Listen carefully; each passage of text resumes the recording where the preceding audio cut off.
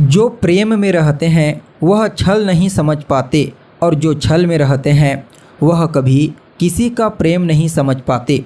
नमस्कार दोस्तों, मैं ज्योतिष आचार्य वासुदेव मिश्रा आपका अपने चैनल सत्य की खोज में हार्दिक अभिनंदन करता हूं। दोस्तों, आज का यह ज्योतिष का कार्यक्रम आप लोगों के लिए यानी कि वृश्चिक राशि वालों के लिए बेहद ही ज़्यादा खास कार्यक्रम साबित होगा। आज हम चर्चा करेंगे दैत्य गुरु शुक्र के राशि परिवर्तन प्रभाव के बारे में। जी हाँ, 7 मार्च 2024 की प्रातः 7:09 पर आकर्षण, दाम्पत्य, सौंदर्य, ऐश्वर्य, वैभव, कला, गीत संगीत के प्रतिनिधि ग्रह शुक्र अपनी वर्तमान वायु तत्वीय राशि मकर राशि को छोड़कर अपने परम मित्र शनिदेव की मूल त्रिकोण राशि कुंभ राशि में प्रवेश कर चुके हैं, जहां कि वो 31 मार्च 2024 की शाम तक रहेंगे। उसके पश्चात पुनः राशि परिवर्तन करके अपनी उच्च राशि मीन राशि में प्रवेश कर जाएंगे। तो ऐसे में बड़े विस्तार के साथ जानने का प्रयास करेंगे कि दैत्य गुरु शुक्र अपने परम मित्र शनिदेव की मूल त्रिकोण राशि में गोचर करते हुए किस प्रकार से आपको परिणाम प्रदान करेंगे।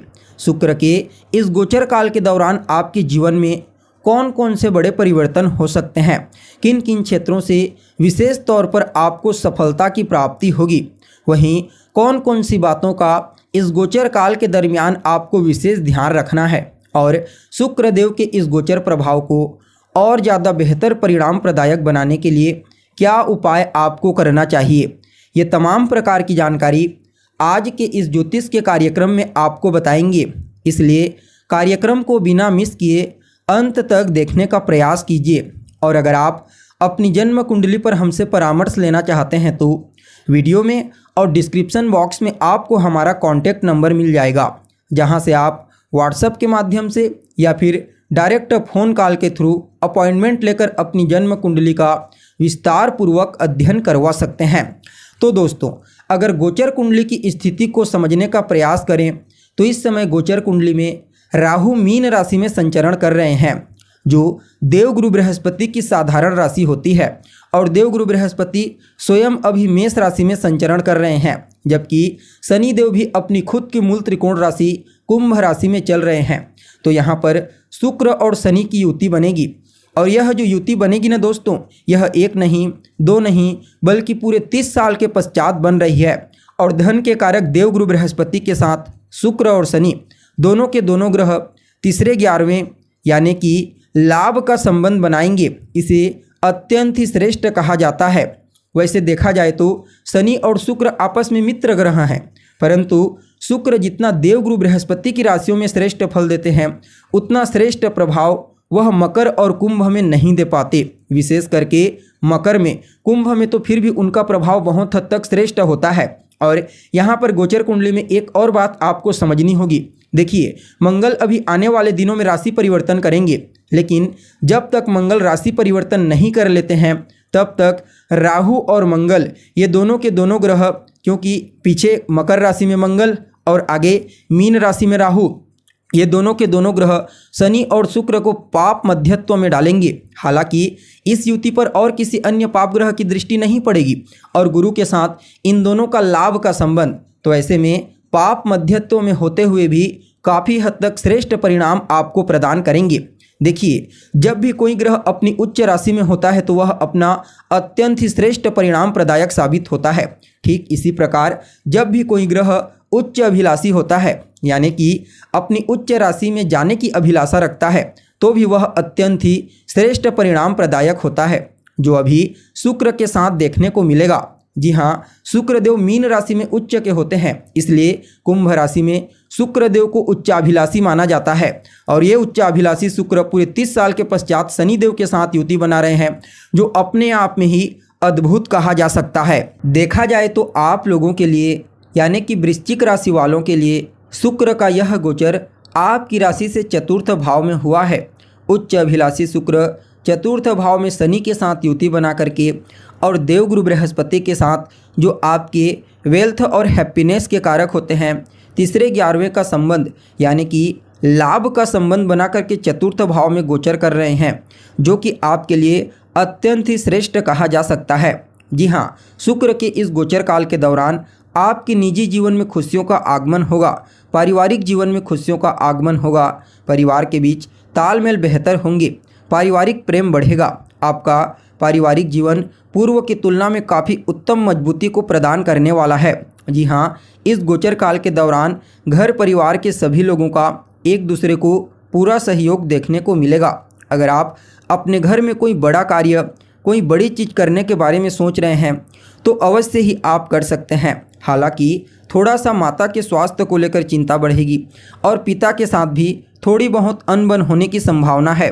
हालांकि घर की साज सज्जा में जो कुछ भी आप खर्चा करना चाहते हैं आप अवश्य कीजिए, या फिर सुख सुविधाओं को बढ़ाना चाहते हैं तो अवश्य बढ़ाइए, आप बढ़ाइए, अवश्य आपको लाभ की प्राप्ति होगी। बस स्वास्थ्य को लेकर के थोड़ा सावधान रहना है, अपनी माता की भी और अपने स्वास्थ्य को लेकर। देखा जाए तो जो चतुर्थ भाव होता है यह जनता का भाव होता है और कहीं न कहीं शुक्र आपके लिए द्वादश भाव के अधिपति बनकर के चतुर्थ भाव में गोचर कर रहे हैं। तो इस समयावधि में किसी भी प्रकार से गलत कार्य को करने से बचिए। जी हाँ, किए गए गलत कार्य के कारण आपकी छवि धूमिल हो सकती है, समाज में मान सम्मान, आपकी प्रतिष्ठा धूमिल हो सकती है। इससे आपको जितना ज़्यादा हो सके बचने का प्रयास करना चाहिए और वाद विवाद से भी बचने का प्रयास कीजिए इस गोचर काल के दौरान। देखा जाए तो इस गोचर काल के दौरान आपको अपने ससुराल पक्ष से भी धन की प्राप्ति होने का योग बना हुआ है, परंतु यह बात आपको विशेष ध्यान रखना कि चाहे वह ननिहाल पक्ष हो या फिर ससुराल पक्ष हो या फिर किसी और रिश्तेदार के यहाँ कहीं अगर किसी कार्यक्रम में आपको जाना है तो थोड़ा आपको सचेत रहना है। जी हाँ, जितना ज़्यादा हो सके मद्यपान और मांसाहार से दूरी बनाइए, तभी इस गोचर का आपको श्रेष्ठ लाभ प्राप्त होगा। अगर आप अपने लिए कोई नई गाड़ी खरीदना चाहते हैं, जमीन के क्षेत्र में कोई सौदा करना चाहते हैं तो आप बेझिझक कीजिए, परंतु भली भांति चीज़ों को समझ करके अगर आप इन्वेस्टमेंट करते हैं तभी आपको श्रेष्ठ परिणाम की प्राप्ति होगी। और कहीं न कहीं शुक्र की दृष्टि के चलते आपके कार्य क्षेत्र में जो भी परेशानी और बाधाएं अभी तक आ रही थी और शनि के चलते जो आपके कार्य क्षेत्र में डिले हो रहा था उसमें बहुत हद तक बूस्टिंग अवश्य आपको देखने को मिलेगी। जो लोग फिल्म इंडस्ट्री के क्षेत्र में कार्यरत हैं, मैनेजमेंट के फील्ड में कार्य करते हैं, खान पान फूड इंडस्ट्री यानी कि होटल इत्यादि चलाते हैं या फिर साज सज्जा की चीज़ों का व्यापार करते हैं, उनके लिए शुक्र के इस गोचर को अत्यंत ही श्रेष्ठ और बेहतरीन परिणाम प्रदायक कहा जा सकता है। साथ ही साथ सरकारी क्षेत्र में भी कार्यरत जातकों के लिए कुछ न कुछ अच्छी गुड न्यूज़ की प्राप्ति यह शुक्र अवश्य प्रदान करेंगी। साथ ही साथ देखा जाए तो शुक्रदेव काल पुरुष की कुंडली में दूसरे भाव यानी कि धन भाव के स्वामी बनते हैं और शनिदेव एकादश भाव यानी कि लाभ भाव के स्वामी बनते हैं। तो पूरे 30 साल के पश्चात धन भाव के स्वामी और लाभ भाव के स्वामी का लाभ भाव में एक साथ आना इसे शास्त्र में महाधनी योग कहा जाता है। जी हाँ, पूरे 30 साल के पश्चात यह महाधनी योग बना है और इस महाधनी योग के चलते आपके जीवन में धन का आगमन एक नहीं बल्कि चारों दिशाओं से होने लगेगा। फलतः आपकी आर्थिक स्थिति पहले की तुलना में और ज़्यादा मजबूत और श्रेष्ठ होगी। जी हाँ, आपके धन के दृष्टिकोण से, आपके फाइनेंस के दृष्टिकोण से शुक्र के इस गोचर को हर प्रकार से उत्तम कहा जा सकता है।